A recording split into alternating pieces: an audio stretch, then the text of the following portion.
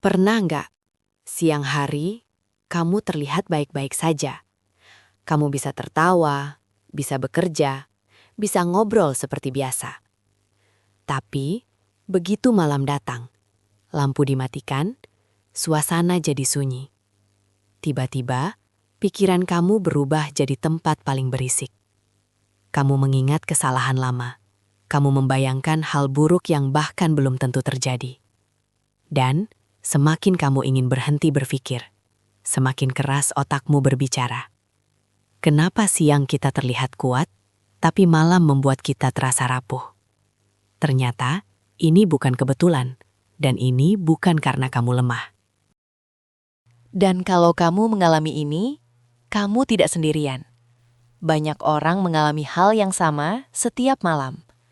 Saat tubuh ingin istirahat, tapi pikiran justru mulai berlari. Tiba-tiba, kamu mengingat kesalahan bertahun-tahun lalu, percakapan yang seharusnya kamu jawab berbeda, keputusan yang kamu sesali. Atau lebih parah, kamu mulai membayangkan skenario terburuk. Bagaimana kalau gagal? Bagaimana kalau ditinggalkan? Bagaimana kalau semuanya tidak berjalan sesuai rencana? Dan anehnya, semua itu terasa sangat nyata di malam hari. Bahkan ketika sebenarnya tidak ada masalah yang sedang terjadi.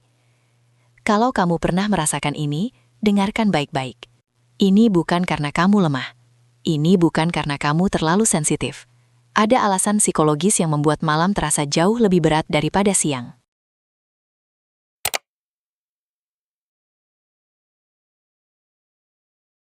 Sekarang, kita masuk ke alasan pertama. Dan ini mungkin tidak pernah kamu sadari. Siang hari, otak kita sibuk. Ada pekerjaan, ada tugas, ada notifikasi, ada suara, ada orang lain. Pikiran kita terus teralihkan.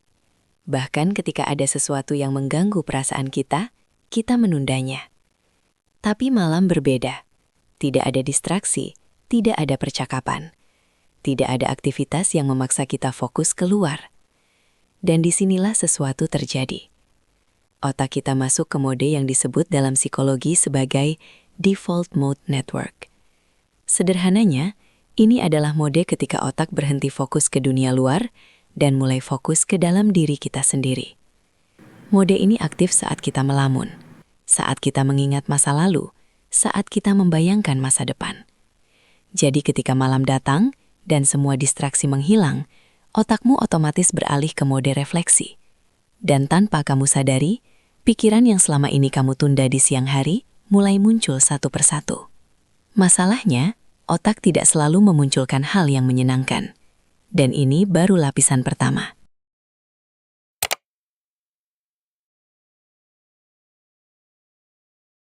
Sekarang kita masuk ke lapisan kedua, dan ini lebih dalam.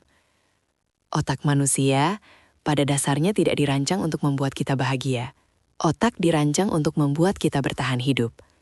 Sejak zaman dulu, manusia yang terlalu santai terhadap bahaya tidak bertahan lama. Jadi, otak kita berevolusi untuk lebih peka terhadap ancaman. Dalam psikologi, ini disebut negativity bias. Artinya, otak kita secara alami lebih fokus pada hal negatif dibandingkan hal positif. Coba pikirkan ini. Dalam satu hari, mungkin ada 10 hal baik terjadi. Kamu menyelesaikan tugas, kamu makan enak, kamu tertawa dengan teman. Tapi ada satu hal kecil yang tidak berjalan baik. Dan saat malam datang, yang terus terulang di kepala justru satu hal itu. Bukan 10 hal baiknya. Itu bukan karena kamu pesimis. Itu cara kerja otakmu. Ketika malam sunyi dan tidak ada distraksi, sistem kewaspadaan ini jadi lebih terdengar. Otak mulai bertanya, bagaimana kalau itu terjadi lagi? Bagaimana kalau kamu gagal? Bagaimana kalau semuanya memburuk? Padahal belum tentu terjadi. Tapi bagi otak, membayangkan kemungkinan buruk adalah cara untuk bersiap. Masalahnya, sistem perlindungan ini sering bekerja terlalu keras. Dan ketika tubuhmu lelah, kontrol emosimu juga ikut melemah. Dan disinilah malam mulai terasa jauh lebih berat. Tapi ada satu hal yang lebih dalam lagi. Sesuatu yang jarang dibahas ketika kita bicara tentang overthinking.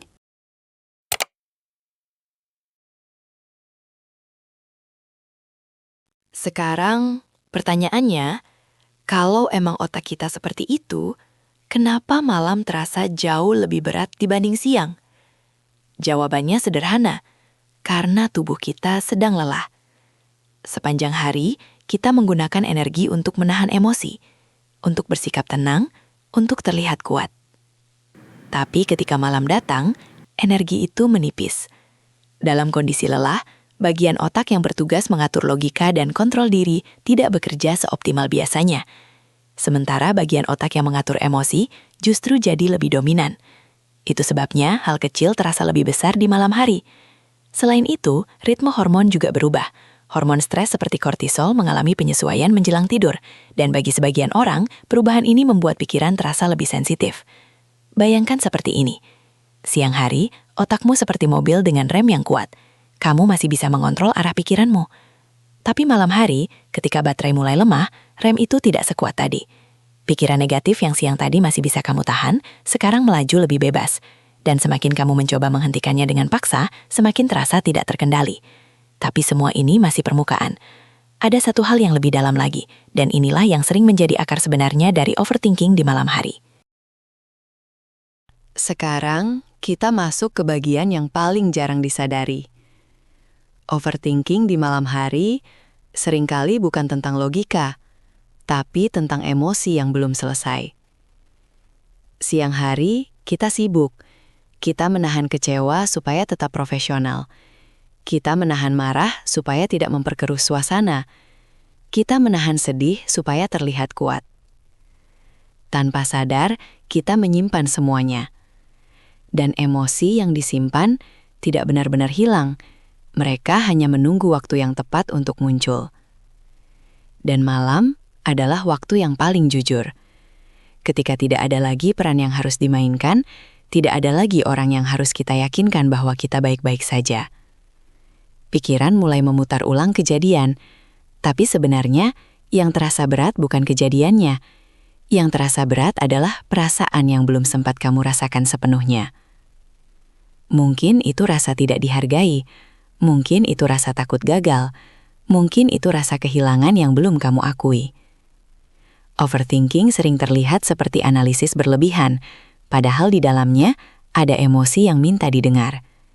Dan semakin lama emosi itu diabaikan, semakin keras ia berbicara di malam hari. Jadi mungkin malam bukan membuatmu lemah, malam hanya memberi ruang bagi perasaan yang selama ini kamu tekan.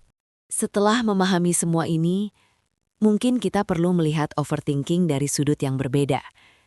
Selama ini kita menganggapnya sebagai musuh, sesuatu yang harus dihentikan, sesuatu yang membuat kita lemah. Tapi bagaimana kalau overthinking sebenarnya adalah sinyal?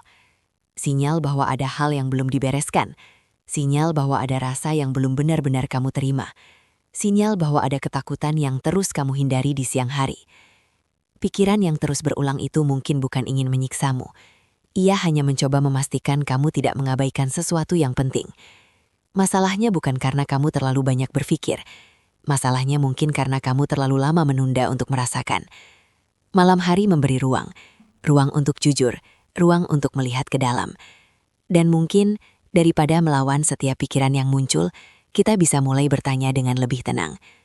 Apa sebenarnya yang sedang ingin aku hindari? Karena terkadang, jawaban yang kita cari bukan ada di luar sana, tapi ada di dalam diri kita sendiri. Jadi, kalau overthinking di malam hari memang bagian dari cara kerja otak, apa yang bisa kita lakukan? Mungkin bukan dengan memaksa berhenti berpikir. Karena semakin kita melawan pikiran, biasanya ia justru semakin keras. Tapi kita bisa mulai dengan hal kecil. Misalnya, menulis. Sebelum tidur, coba luangkan 5-10 menit untuk journaling. Tulis apa yang mengganggu pikiranmu.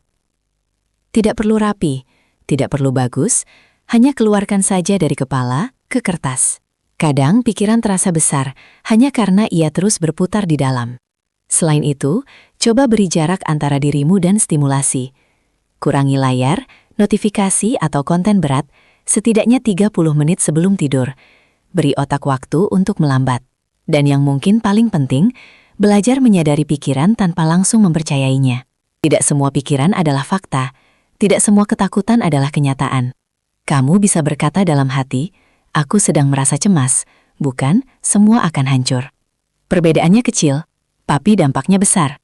Malam bukan membuatmu lemah, malam hanya memperlihatkan apa yang selama ini kamu hindari. Dan mungkin, overthinking bukan tanda bahwa ada yang salah denganmu, tapi tanda bahwa ada bagian dari dirimu yang butuh didengar. Jadi malam ini, daripada memusuhi pikiranmu, coba dengarkan dengan lebih lembut. Siapa tahu, yang kamu temukan bukan ketakutan, tapi pemahaman tentang dirimu sendiri. Jika kamu suka pembahasan psikologi mendalam seperti ini, subscribe Buku Fakta, karena kita akan terus membahas sisi-sisi pikiran manusia yang jarang dibicarakan, tapi sering kita rasakan.